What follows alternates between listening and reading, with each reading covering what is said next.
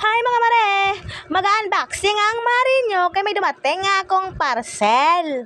Kailangan ko nga siya sa panahon ngayon. Pero ang tanong ba, kailangan na kaya ako? Agay, yatay. At dahil strong independent woman nga tayo, kamay nga lang yung pinambubukas ko dyan sa bubble wrap for the go. Pagkatapos ko nga matanggal ang bubble wrap, ang daming ang mga kamay nang nanggogolo dyan sa akin. Agay, yatay. Mas excited pa yata sila kaysa sa akin. Agay, ginawa ko. Ang sweat nga ni partner kay pinainom niya nga ako ng cokes. Diba? Sana all sweet. Ang gulo-gulo nga ng mga kamay na to. Ayoko na nga mag-unboxing. Agay, yatay. Gusto ko lang naman mag-unboxing ng matiwasay, pero bakit ganito ang nangyayari? Ayoko na talaga mag-unboxing. Ang daming mga kamay. Wala na. Nagyaw-yaw na ang mara niya. May ganito ka ba naman makukulit, anak? Agay, yatay.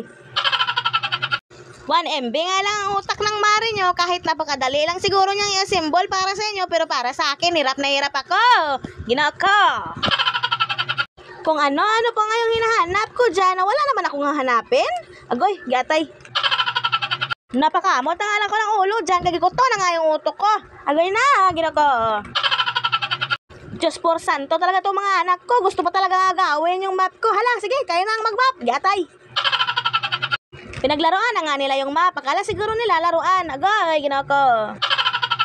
Hirap na hirap nga ako mag-assemble ng map na yan. Kaya hindi ko nga alam kung paano i-assemble yan. Kaya 1 MB nga lang yung utak ng mare nyo. Pero tingnan nyo naman yung anak ko. Parang gusto niya pumasok dyan sa timba ng map na yan. Agoy, gatay.